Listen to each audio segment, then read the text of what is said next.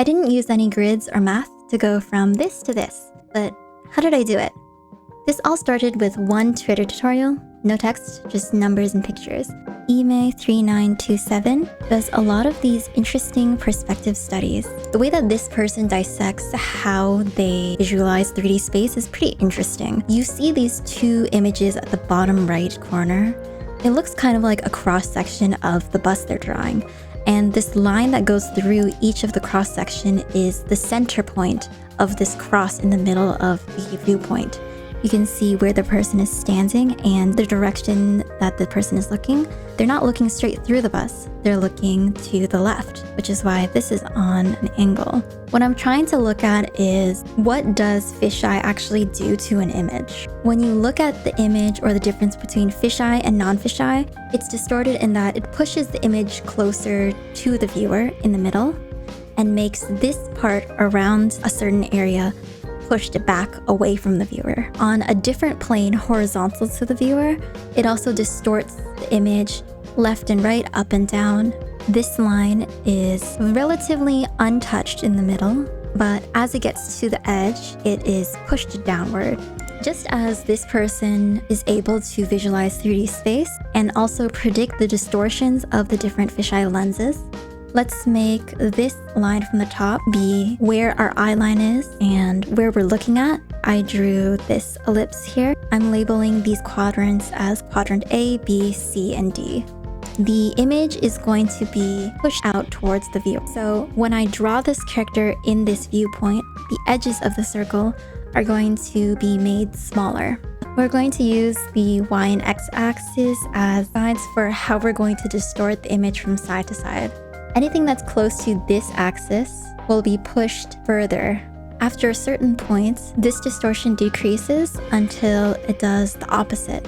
Anything in this area will be pushed outwards, and anything that is in this area will be pushed inwards.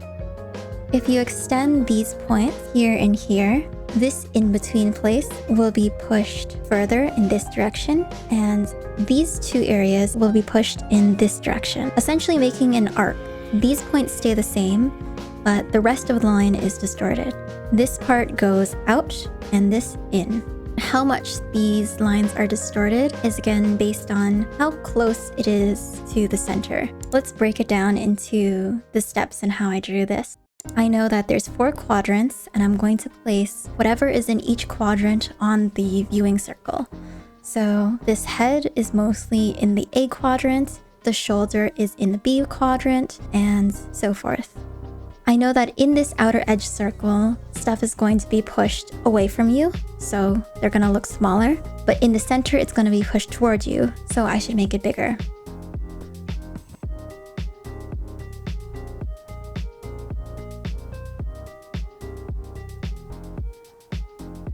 So this line is distorted to be like this curve.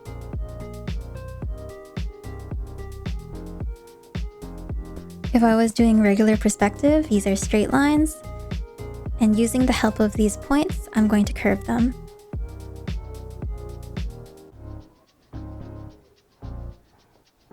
Something looks off, so let's fix it. Let's extend these dots to this line.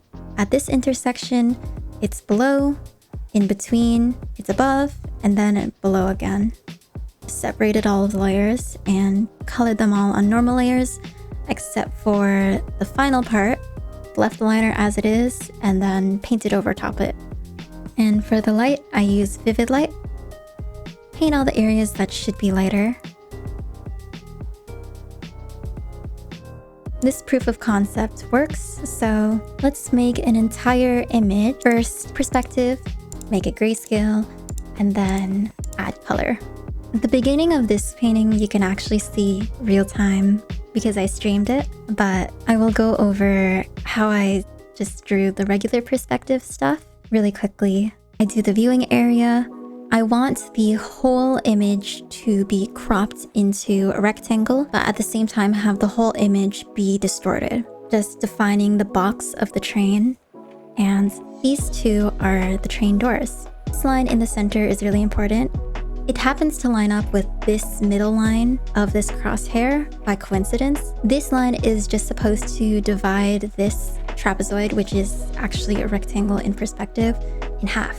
By adding this line, you can create another door further on with the same portions as this door. This rectangle is already divided in half, but in order to divide this in half, if you want, create an X here, and the middle of the X is going to be the middle of the rectangle. This point here and this point is really important. You connect this point to this point and then extend, and it'll be the next length of this half door. And you just keep on doing it until however long you want to do it. And then I draw in the door. This cross is used to create this center line. What I'm doing here is just doing a really rough sketch, because if I'm going to redraw it, what's the point of doing any small details, right? Indicating where the seats are and where the rails are. I know that I'm going to make this image really distorted, so these 4 dots are placed pretty closely to the center. Then I thought to myself, I've been drawing these connecting lines the entire time. Why don't I just draw these connecting lines before I do anything? So instead of using the dots for reference, I extend these dots into lines. For example, this line here, it stays on the point, and I push this to the right, I push this to the left, and push this to the left. This line here that denotes where the wall is meeting the floor is pushed away from us, so I make it into an arc here. Then I follow the arc around the other side. And because this is going to be made away from us, we eventually have to make it smaller. Here my arcs are not that good, but it's okay, we can just fix it later. As long as you do the lines that denote where the floor ends and the walls begin first, I think that following these lines and the curves are not as difficult as it could be worse. It's not that hard. Around here, it's pretty close to the initial sketch, but around here, they are incredibly far away from the viewer, and they're so distorted that you're not even really using the initial drawing as reference anymore. You're just following the lines and curves and making sure that it kind of fits.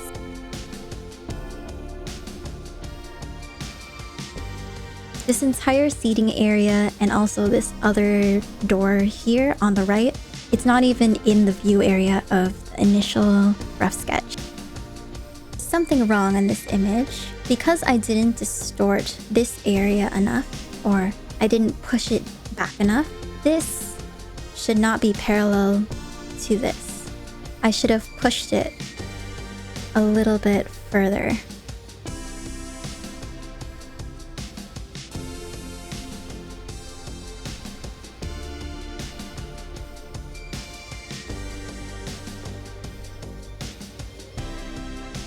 A really big mistake is made here.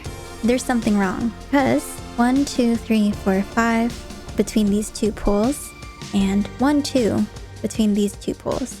You'll see me distort this rail to be closer to the right.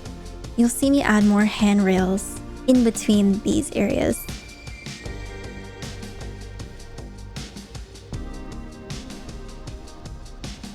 I just copy and paste the entire thing and make it larger to fit the entire canvas. This time, I'm drawing the background first, and then the character.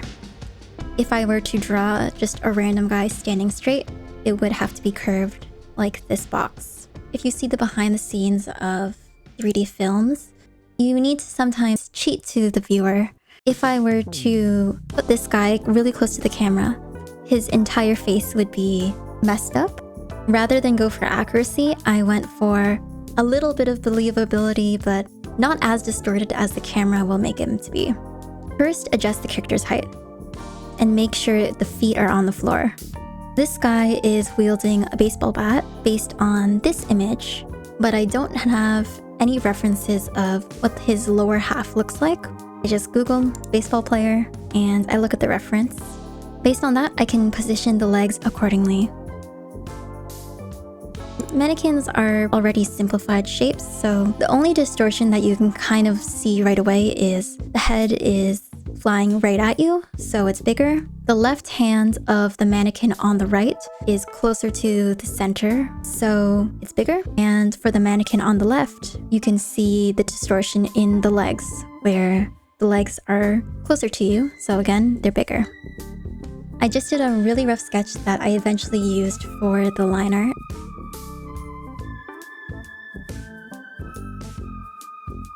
And then refines the mannequins. You know, these wooden posable figures that you can have on your desk. Speaking of these mannequins, do these actually help artists? I know in art classes and stuff, they like to use these. Personally, even though I have one, they don't really help, to be honest. This only works for a specific body type. And if you were to use this, the joints don't bend well, first of all. And second of all, if you have to redraw the entire thing again to fit the proportions of the character you're drawing, you're just wasting time, you know? I use quick mask, select the area around the figure, invert, and just fill the area of the figure. Here is ink or ketchup. I'm only using one color, and it's just to block out the shapes. The splashes start out smooth in an arc, and they terminate in these droplets. I also put some droplets in the negative space to try and lead the eye. Once this is blocked out, now I can get on to putting in the values for the background.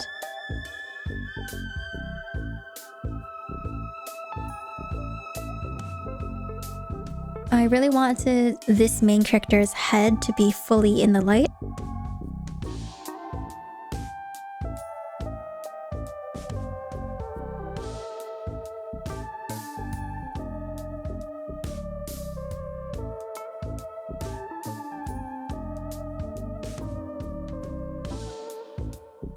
Since the splatters are all one color, and I know I'm going to color it later on in the process, instead of coloring these directly in gray, I'm using the eraser and a smudge brush, kind of erase the opacity to make it look see-through, and just smudge a lot of the insides while keeping the outer rim of the splash pretty much untouched.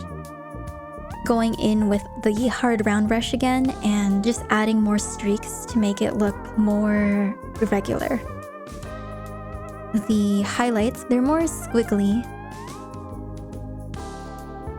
So after fiddling with the splashes, now is time to go from grayscale to color. After experimenting, I found that I like overlay the best, and then only sparingly use vivid lights to layer on top of overlay. And because I want some texture and I'm not going for a completely realistic look, I'm using this charcoal brush. I'm pretty sure it's a default charcoal brush that comes with the program.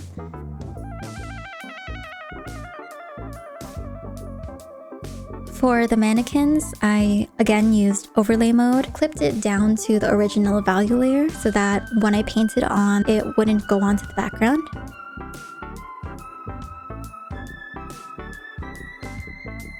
And the same for the main character. I'm layering on vivid light. It just gives me more control, so I'm just using a normal layer for both the skin and hair. If I distort the colors a little bit too much, I think he would be unrecognizable, so that is the reason why I'm using so many different layers and sometimes normal layers. Whether I'm confident in getting the colors I want or if it's easier to get specific colors because I'm used to this specific layer mode. You can see through the fluid in certain areas, and I can recolor it red. I alpha locked the layer. It would benefit the painting if I shifted the red more towards orange because blue and orange are complementary colors. So I did that with an overlay layer. And once the main colors are down, I do a paint over for the background, so plus one layer for the background.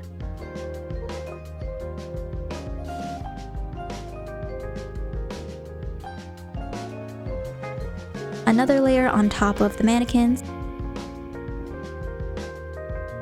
and another layer on top of the main character.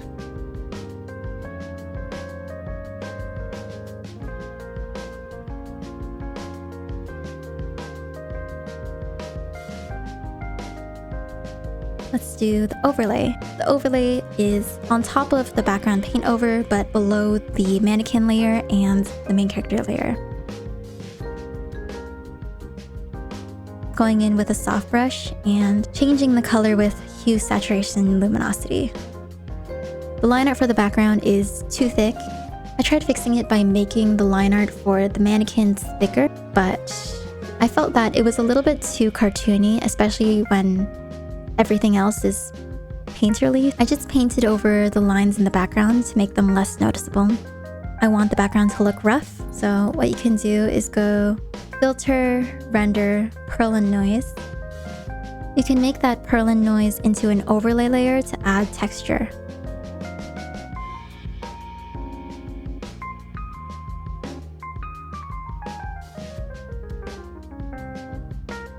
Considering I don't draw backgrounds often, drawing this makes me want to draw backgrounds more. It's just so much more fun, for no reason. I don't know, there's something about it. Emyth3927, thank you for inspiring me. Obviously, it's not using math, so it's not a perfect fisheye.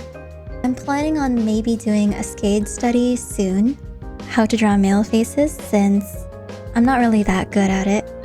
Or expressions. Or I have a half-finished metal study in the works. I can't decide. Please tell me in the comments. This is the first video I did without a script, so it's much easier to record, but I feel like it might not be everyone's cup of tea. So if you could give me feedback on that, that'd be cool. And thank you for watching. See ya!